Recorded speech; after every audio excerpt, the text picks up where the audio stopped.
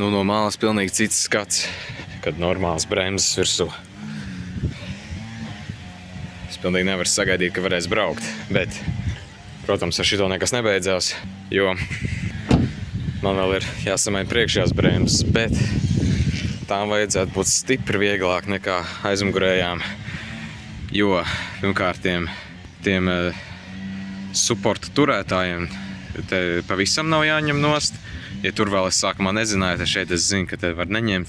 Bet pats galvenais, ka priekšējām bremzēm tam cilindram to ir tikai jāsaspiež, to nav jāgriež un jāspiež. Tā kā tur es varēšu vienkārši ar skrūvspīlēm vai kaut ko saspiest ciešāk un viss kārtībā.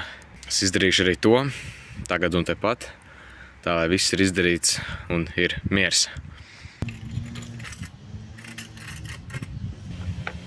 Tā, es īstenībā varu novilkt arī rokas bremzes tagad, jo viss aizmugurējās bremzes saliktas.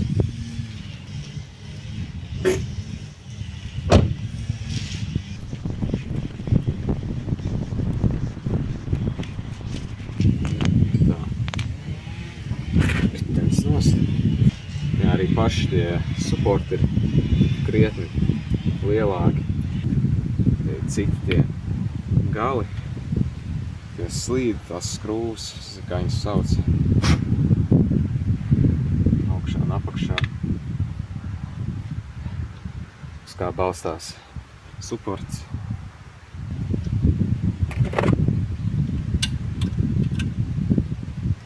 Tā, te ir pa vienu izmēru mazāks. Hex 7. Arī šiem vajadzētu iznākt vieglāk, tāpēc, ka viņi ir bijuši pasargāti zem tiem korķiem, kuru nav, piemēram, aizmugurē.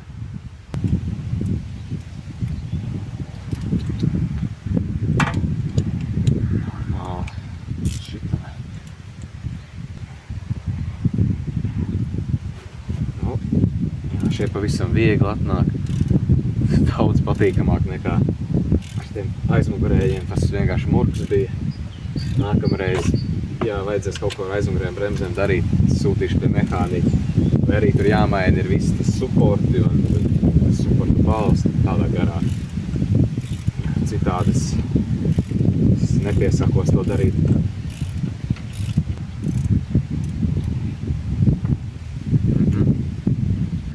Šitie ir tie, kas slīd šurpu turpu. Šos arī būs jānotīra ar drāžu birstu, drāžu ripu un to fleksu. Un viņas var izmantot otrais. Ne, nu, teorijā var nopirkt jaunas un likt jaunas. Bet tā kā šie ir salīdzinoši labā stāvoklī, tad tie nav jāmaina. Un apakšējais arī ļoti labā stāvoklī. Mazliet jāaptīra un nekāda problēma. Jā, te ar skrūvgrieziņus var to virzu paspiest malā.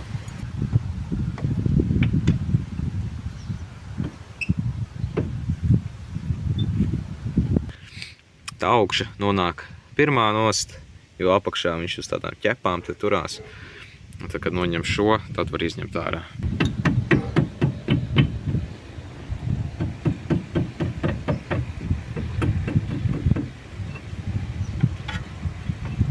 Jā. Tā, šis ir stipri smagāks un viņi būtu vēlams nekarināt zem savu svaru. Šitie klipi vienkārši iznāk laukā.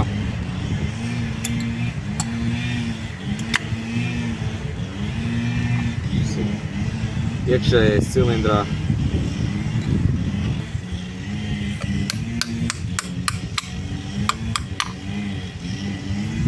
Un ārējais. Viņi izstās ļoti līdzīgi, bet vienam tur tie klipši ir nolocīti uz leju, otram nav. Tam, kam nolocīti, tie ieiet iekšā cilindrā un aizķerās aiz malas. Es ātreiziešu pēc kaut āķa, lai pakarinātu.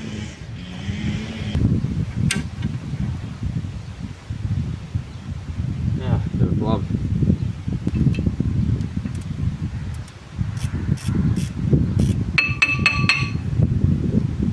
Tā, lūk. Un disks ir nost. Protams, ja salīdzina ar jauniem klučiem, tad tie vecie nestādās priekšā.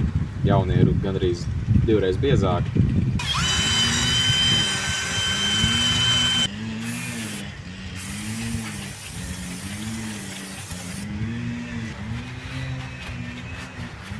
Citās malas arī.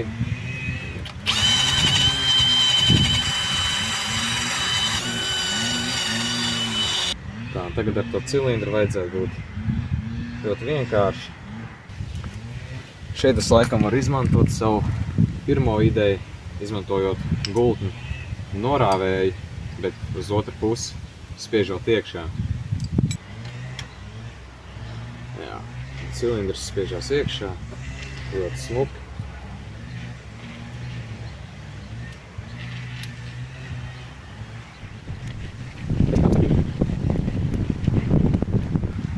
Tā, tam vajadzētu pietikt.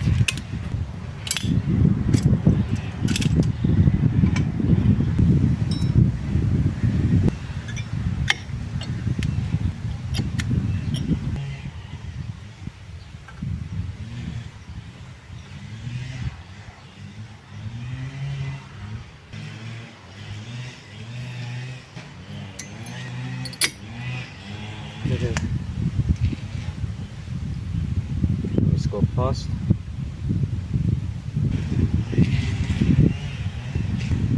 Kur slīdēs paši tie kluči. Arī var uzlikt.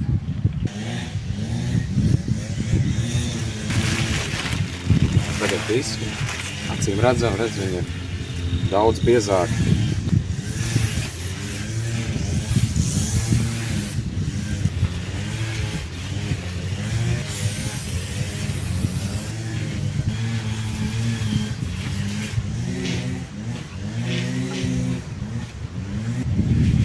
To es negaidīju. Tās ir jaunās skrūves, ko viņi te iekļauj priekšējām bremzēm, ir krustiņi, nevis torks. Ja piemēram būtu kaut kādas ultra krutās bremzes ar to gaisa ventilāciju, tad tur ir svarīgi pievērst uzmanību, kuras ir kuras, jo viņiem tas virziens, lai viņas ievelk to gaisu iekšā. Ja apliek otrādi, viņas mēdz pārkarst, bet šitām ir vienalga, tāpēc, ka viņas visas ir vērstas pret centru. Tā kā vai labā vai kreisā bremzes, tas nav svarīgi. To apakšējie pa priekšu.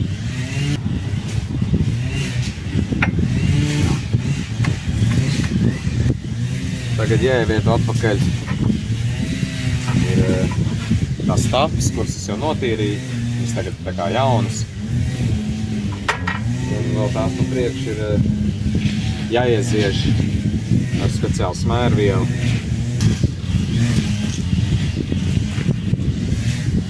Tad atkal nav tā, ka vajadzēs šausmīgi daudz.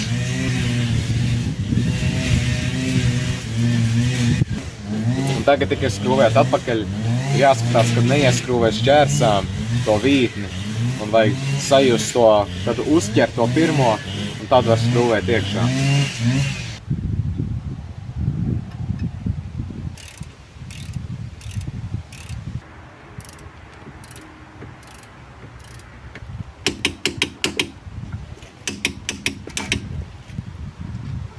Tā, korķīšas atpakaļ.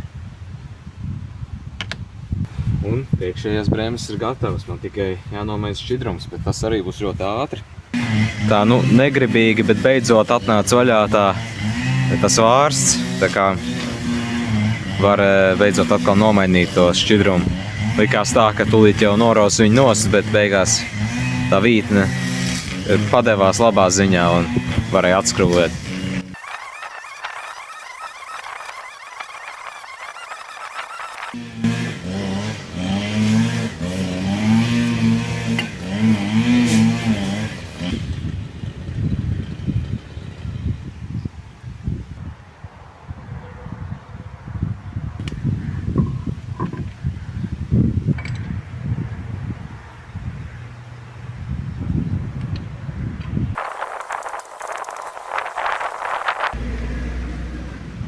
Okay.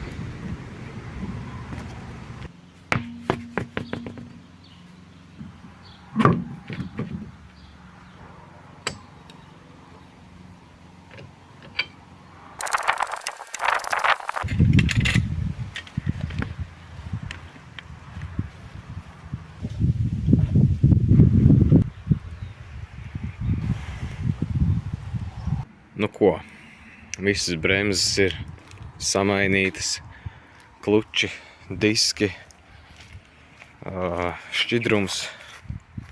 Viss izskatās vienkārši nevainojami. Atliek vēl tagad izspiest bremzi, līdz tā paliek cieta. Aha, daudz nepietrūk. Un viņas ir jāiekalibrē. Nu, es nezinu, kāds tas pareizais termins, bet jāuzņem ātrums, jāsabremzē, un tā vairākas reizes dažādos ātrumos tā, lai tie kluči iegraužās tajos diskos tā kā jābūt, un tā, lai tā sistēma sajiet pa vietām. Es sāku kaut kur ap 10, tagad ir bez 28 vakarā. Sanāk, es 12 stundas reāli strādāju te ārā. Vienīgais, ko es esmu patērējis šodien uzturziņā, ir 1 kafija un 2 āboli. Tas viss. Un es tikai te ārā darbojos. Mugurs sāp no visu laiku tās saliektās pozīcijas un darbošanās tādā sēdes guļas pozā. Bet man ir gandarījums par paveikto. Es nevaru sagaidīt, kad varēšu izmest pirmo līkumu, iekalibrēt bremzes un tad jau vēsā mierā bremzēt bez uztraukumiem.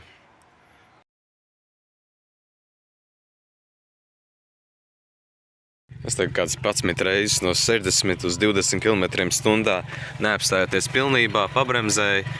Bremzējās ļoti labi. Var redzēt jau, ka tās bremzes jau tiek tā kā nokalibrētas. Viss izskatās ļoti labi. Nekas nečīkst, nekas nevibrē. Nekādas jocīgas skaņas nav. Viss ir ļoti labi. Es tagad mazliet vēl šitā pabremzēšu. Nezinu, cik viņi ir uzkarsuši. Ļoti. Karsts, jā. Tas ir labi. Viņiem arī vajag uzkarst. Tāda arī tā doma no šitās procedūras ir. Tagad mazliet jāpabrauc, jāpadzesē un tad atkārtošu. Arī braucot lēni vai ātri, nekas nevibrē. Un bremzējot taisnē, stūri vispār nenovirzās, mašīna nenovirzās, turpina braukt taisni. Tā kā viss ir tieši tā kā jābūt. Es tagad atkal pārbaudīšu spriegumu tām skrūvēm riteņiem, un tā tikai jābrauc tālāk. Pirmos kaut kādus 200 km sevišķi smagi bremzēt nevajadzētu, tā kā avārijas bremzēšanā, bet pēc tiem 100-200 km tie kluči un diski būs iesēdušies tā kā jābūt, un tad var droši bremzēt kā vien nepieciešams. Tā kā projekts man ir izdevies. Pēc pirmās bremžu kalibrācijas es jau riteņus atkārtot pievilku, bet tagad ir nobraukt vēl kādi 40-50 km, un es pārbaudīšu, vai riteņi ir vēl savās vietās, un pievilkšu uz 120 Nm.